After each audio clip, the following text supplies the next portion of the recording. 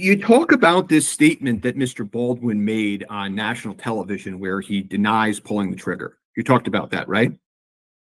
Yes. Okay. What I've always wanted to understand is if he made that statement in December,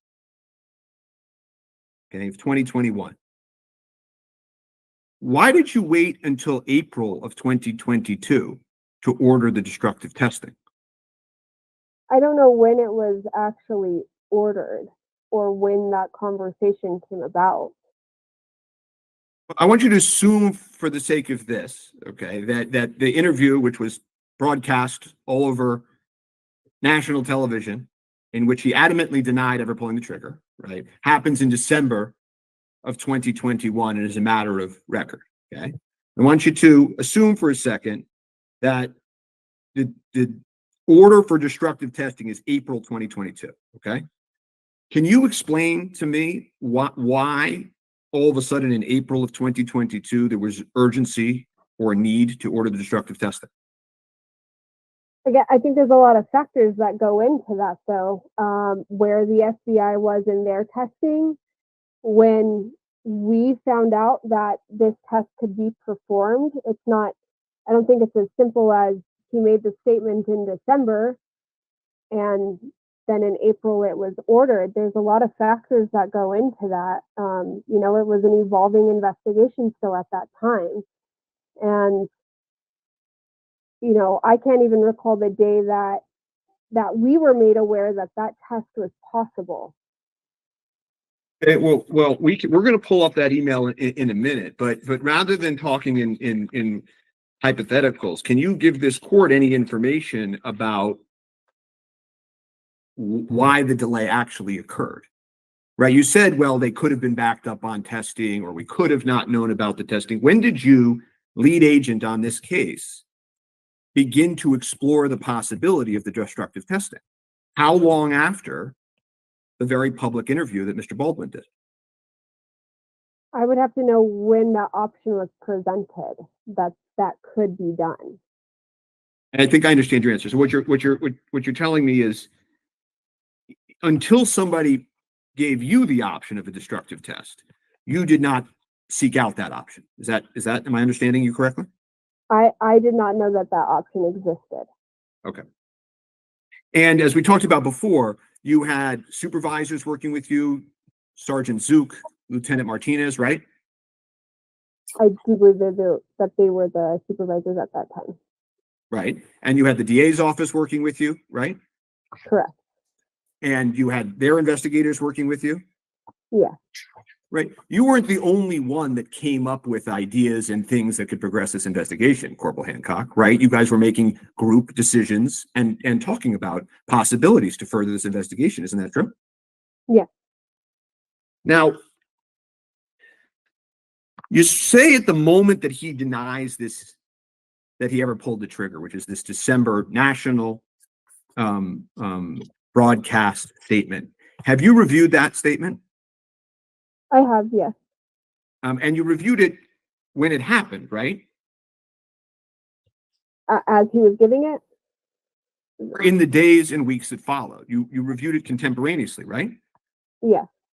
You've reviewed it many times, fair? Several, yes. And you would agree with me that he adamantly denies pulling the trigger, fair? Yes, he does. And you knew, and I'm going to go back to before the accidental discharge. When you were being directed by the prosecutors, some of the information you were providing to the court is stuff that you've learned in the past weeks, right? It wasn't all information that you knew at the time of the destructive testing, fair? That's fair. Right.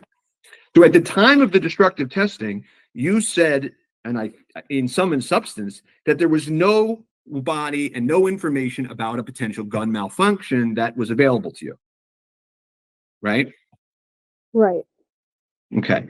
But Mr. Baldwin had said that he didn't pull the trigger, right? In his interview, yes. He had never told you yourself, Corporal? in sum and substance that he didn't pull the trigger, that he didn't volitionally fire that gun? In my interview with him, he didn't state either way. So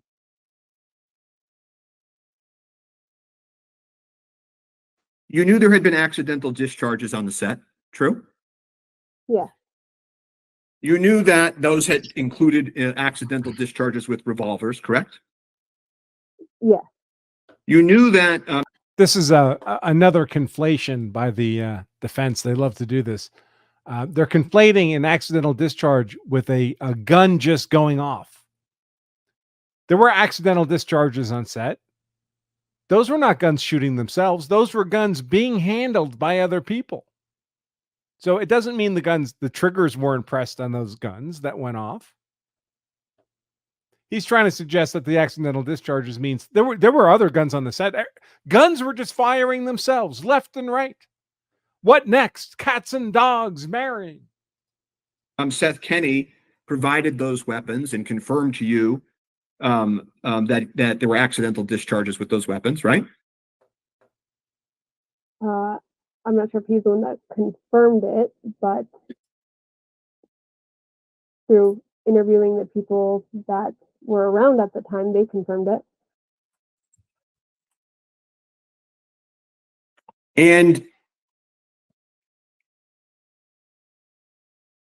in your mind, as you've already testified, there was a possibility that the gun had just gone off, right? And that's why we tested the theory. Right, but in terms of this concept of whether or not there could have been a malfunction, and this is your word, the word malfunction. Mr. Adiago had told you that from his vantage point, the gun had just gone off, right? I don't know his specific wording. Duran Curtin had told you the gun had just gone off, right? I don't recall interviewing either of those two people. So, well, when you were talking to the prosecutor, you used information that not only you yourself learned, but that you had learned during the course of the investigation, Corporal. Don't you know that the witnesses the night of the shooting pretty much uniformly said that the gun just went off?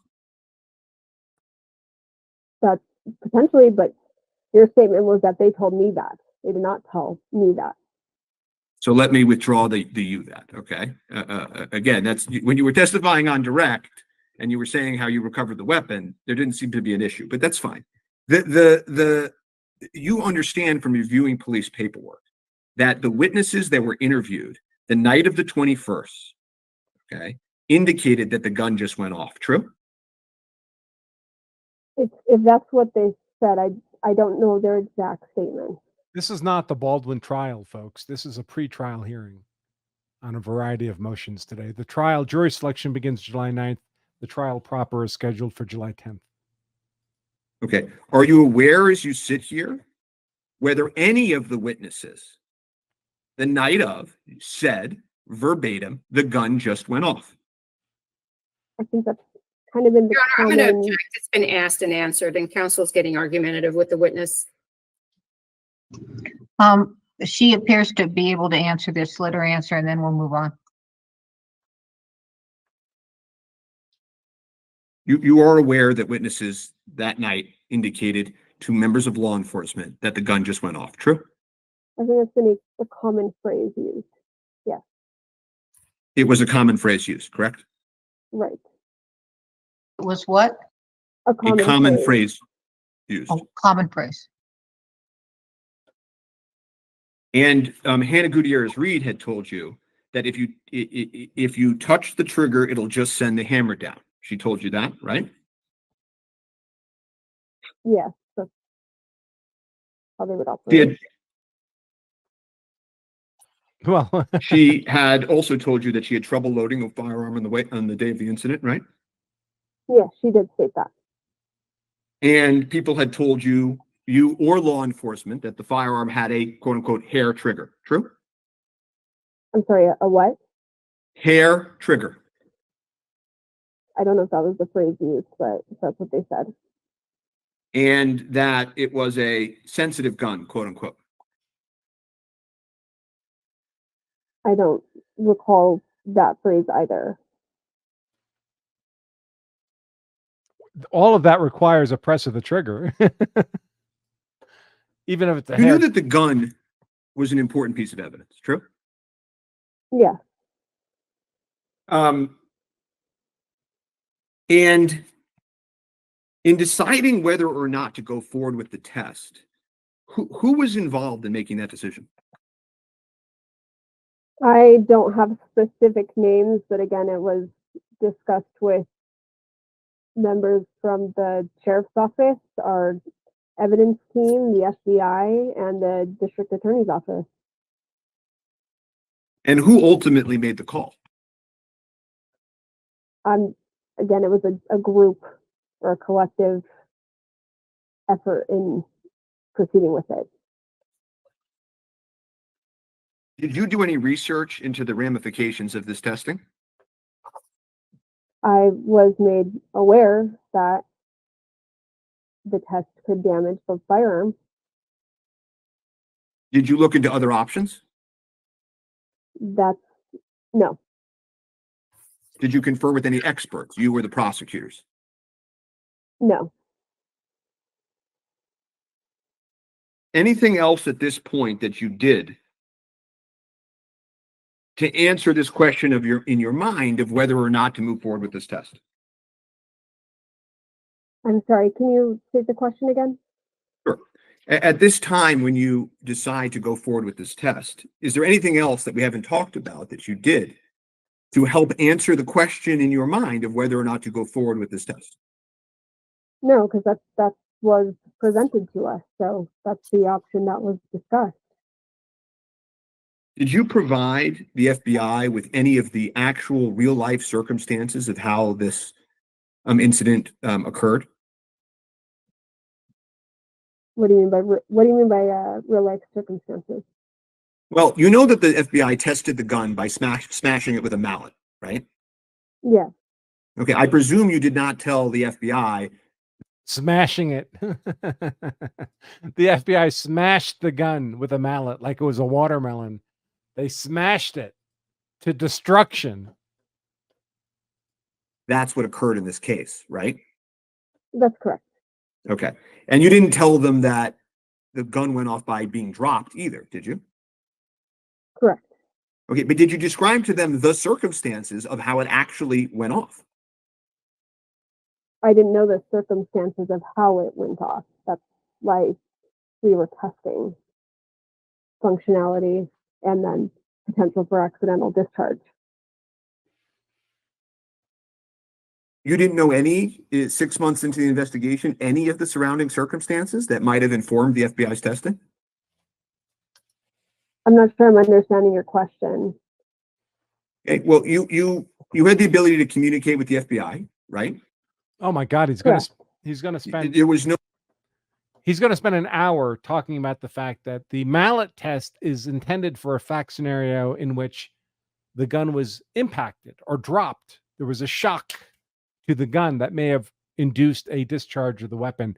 And that didn't exist on the facts of this case. So, so what? Nobody put a restriction on your ability to share information, right? That's correct. Okay. And they were deciding what test or tests to perform on this firearm. You understood that, right? Yeah. Okay. And so I'm asking you at that point, did you explain in any way, shape, or form the circumstances surrounding either the pulling of the fire? So the defense likes to make a big deal out of the fact that the mallet test was not necessary here because it tests for a fact scenario that's not relevant to Baldwin's shooting dead Helena Hutchins. Okay. So what? Firearm and what happened, the motion that Mr. Baldwin did, or any of the circumstances that led to the incident. Did you describe any of those to the FBI? There was actually very limited information given to them at when we had first started using the FBI for evidence testing. They weren't given all details of the investigation because it was still being. I wonder how much of this Alex Spiro's partner in Emmanuel Quim, top 50 law firm in the world, how much of this energy he's bringing to this questioning of Alexandra, Corporal Alexandra Hooters Hancock, is because she used to work at Hooters. And surely he has to be able to beat her. If he can't beat the Hooters chick on questioning, that's going to be a bad day.